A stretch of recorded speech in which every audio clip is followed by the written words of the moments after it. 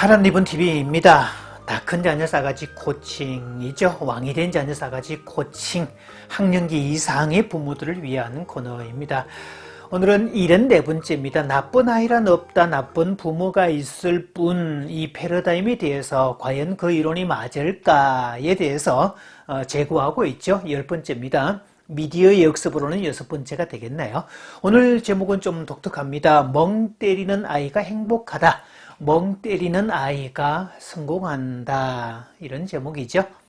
문명권에 살고 있는 아이들은 태어날 때부터 혹은 엄마 뱃속에서부터 수많은 미디어의 과도한 노출을 당해왔다고 보시면 될 겁니다.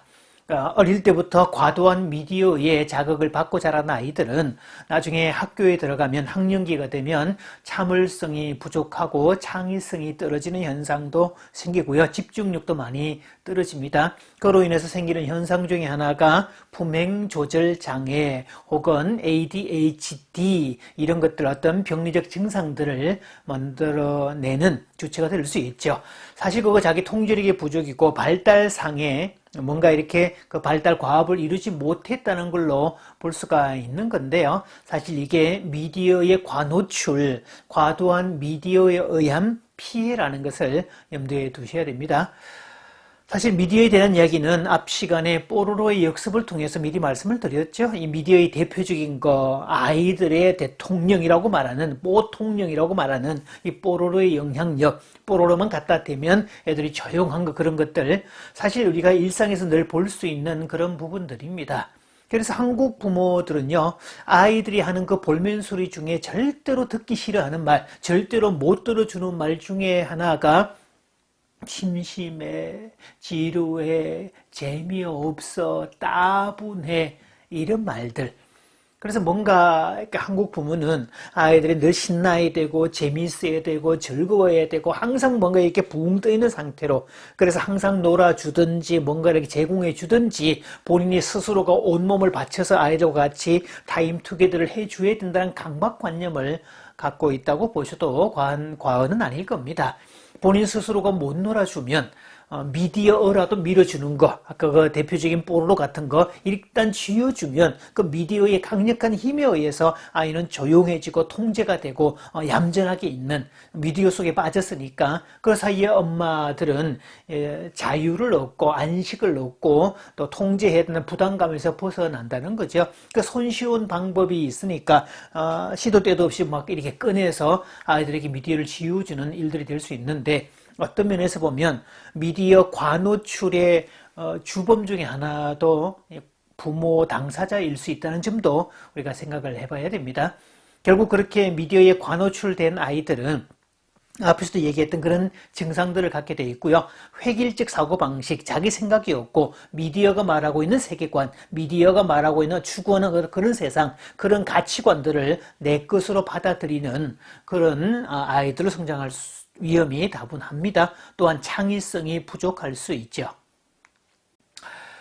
심심한 시간이 도리어 유익하다는 것을 기억하십시오. 최근에 뇌과학에서는 뇌는 새로운 것을 좋아한다. 아주 묵은 거, 구닥다리는 별로 좋아하지 않는다 라고 하는 건데, 아무리 새로운 자극이라도 끊임없이 주어지는 자극, 연속적으로 주어지는 자극도 그다지 효용이 없다고 그러죠. 그러니까 지속적인 그 자극은, 새로운 자극이라도 과부하를 유발할 수 있고 오히려 뇌를 더 피곤하게 할 수 있다는 점입니다. 어떤 자극을 어느 정도 집어넣었다면 잠시 휴식 기간을 거쳐서 이 자극들이 저장이 될 수 있는 어느 시간이 필요하다는 이야기죠. 마치 우리가 시멘트로 작업을 하고 나면 굳는 시간이 필요하잖아요. 고속도로 포장 가보면 이 양생 중 이렇게 표시를 붙여놨잖아요. 지금 굳히는 중이니 건드리지 말라, 이런 의미가 되겠죠. 또 우리가 문서 작업을 하다 보면 워드 작업을 하고 저장 버튼을 누르는 순간 모래시계 아이콘이 뜨죠. 그리고 모래시계 아이콘이 떠 있는 동안에는 입력도 안 되고 출력도 안 되고 그 무엇도 되지 않습니다. 왜? 그 시간은 저장하는 시간이기 때문에 다른 것을 작동할 시간이 아니라는 거죠.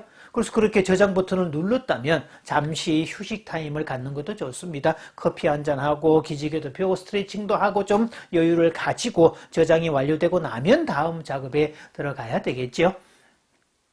그런 면에서 한국 사람들은 좀 멍 때리는 시간들이 많이 필요합니다. 뭐 오죽하면 멍 때리기 대회도 개최하고 그럴까요? 아니면 여의도에서 개최가 되는 그런 대회라고 합니다. 사람들이 멍청하게 앉아서 누가 더 오래 있는가, 오래 멍을 때리는가, 이거를 테스트하는 과정인데, 그 멍 때리는 표정을 하고 있는 사람을 지켜보는 사람의 재미도 꽤 쏠쏠하지요. 어쨌든 너무 바쁜 현대인들이라서 좀 쉬어가면서 해라, 좀 여유를 가져라, 쉼을 가져라, 좀 느슨하게 하고 좀 천천히 가라, 이런 어떤 의미를 담아서 개최했다고 하는데, 사실 너무 바쁜 사람들은 좀 쉼이 필요하다는 거죠. 또 아이들도 마찬가지, 미디어나 무슨 또 학습이나 기타 등등 뭐라도 도움이 되는 뭔가를 해야 되니까 지속해서 뭔가를 계속 자극을 주는 그런 부분에서 조금 벗어나서 조금씩은 멍을 때리는 시간들을 가질 필요가 있다는 뜻입니다. 최근에 캠핑 문화가 발달이 되면서 이 캠핑 문화, 캠핑의 낭만 중에 하나가 불멍이죠. 모닥불 피워놓고 그렇게 불이 피어오르는 모습을 가만히 지켜보고 멍 때리고 있는 그 시간이 아주 행복한 시간이죠. 또는 비 오는 날에 창밖을 바라보는 거, 눈이 소복소복 쌓이는 그런 장면을 바라보는 그런 거, 그런 멍 때리기는 우리에게 정말 휴식과 편안함을 주는 그런 멍 때리기가 되겠죠. 아이들은 좀 심심해야 됩니다. 특히 한국 아이들은 좀 심심할 필요가 있습니다. 심심해도 괜찮습니다. 너무 많은 자극을 주면 도리어 역반응이 나니까 차라리 시멘트 굳히는 시간처럼, 저장하고 있는 시간처럼 조금 심심한 시간을 가져서 아이가 뭔가가 정리가 될 수 있도록 시간을 만들어주는 게 필요하죠.